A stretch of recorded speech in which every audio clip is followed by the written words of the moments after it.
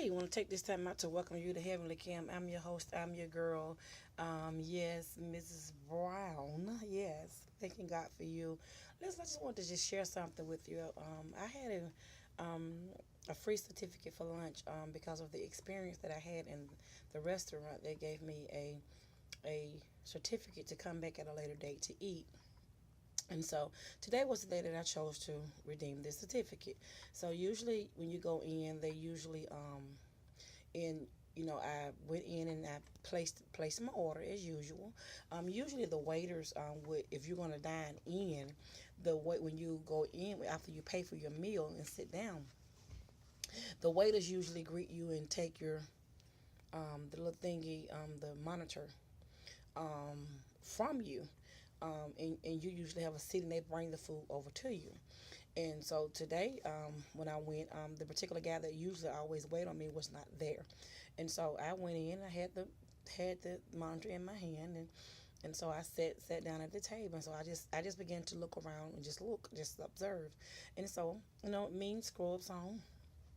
I don't look like I got a whole lot of money, but I've been in there before.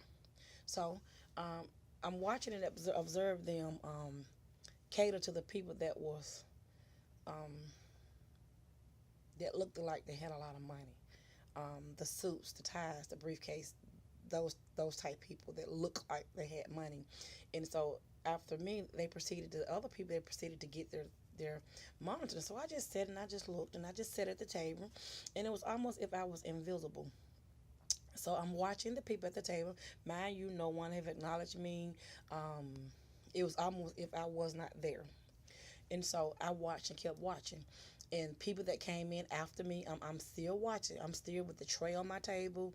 Um, no one ever approached me, and I see how they were running over each other to get to the people that look like they had money that could be big tippers.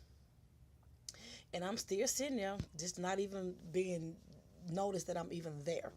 And so God just began to just deal with something in my spirit. That's the same way we are in the church.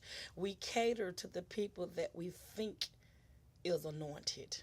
We cater to the people that we think are have this or have that or have what you need, and we overlook the people that's really carrying the power, that's really carrying the anointing, sitting in the dark, just waiting on somebody to reach down and pick them up, just waiting on the opportunity for somebody to see the power, see the anointing, see the glory in there, sitting there being passed up for people they feel or think that is more anointed and is more resourceable to the church. And so that thing just blessed my soul. You know how many people that are being overlooked, how many anointed people pastors have sitting in their congregation.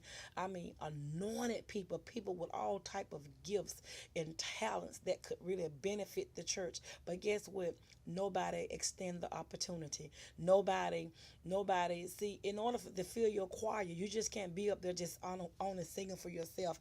You've got to pursue those ones that you have to extend the invitation to come, make people feel welcome. Even in your particular auxiliary, if you don't work the auxiliary, people are not going to want to be a part of it. You got to go out of your way to invite people to your auxiliary, to invite people to the particular part of the ministry that you want people to work in. You never know.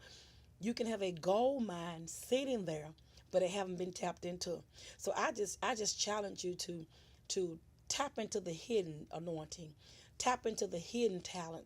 I mean, that very one that you walk over and look over every Sunday is so talented. Could be a multi-millionaire and you don't know it. Could know how to do office work, flyers, printing. They offer so much, but all they need is a incentive, it's an invitation, and not be overlooked. So don't overlook what's right in your face. Don't overlook the talent because you think a certain person hold this, and a certain person look anointed. Because they look anointed, you're going to use them and overlook the preacher that's very powerful, that's sitting there patiently, that's being overlooked. So that really just blessed me. And guess what? They missed out on the good tip because I was going to tip good today. So, th- missed out. Missed out on that. So I just wanted to just share that. It was just something that just did it with me. It's just amazing how you get overlooked. And a lot of people, and believe it or not, a lot of people are not active in church because they're not invited. No one take the time to say, um, I see people um, uh, never extended the opportunity to explore their gifts and explore their talents and to feel a part of something. So don't overlook a diamond trying to get something that's fake. So encourage your people. If you've got people in your church that you know have talents, hey, encourage them. Encourage them to be a greeter. Encourage them to be in the choir. Encourage them to get in. You would be surprised at the people that are actually just sitting waiting on the invitation to be a part. Pastors, know what you have in your congregation. Listen, don't let nobody else on the outside appreciate what you have in your church more than you. So pastors, I encourage you to encourage your people. Put on the gifts. Put on the gifts. Put them to work in the church. Give them something to do. Use what you have in your church because it's a shame, amen. You don't realize how valuable it is until it's used on the outside and somebody else have it. So I just wanted to share that. I mean, it might not mean much to folk, but that just really blessed me because I just see people get overlooked all the time. I'm like, all that, and then when somebody else has used them, they be like, "Wow, I didn't know they had all that in them." Exactly my point.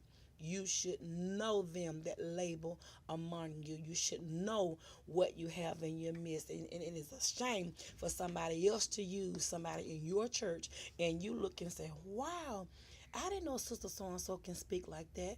I didn't know Sister Brother So and so could sing like that. I didn't know, you made flyers. You do that? Yeah, I've been doing it. No one ever asked. So have a good day. I just thought I'd share that with you. Bye.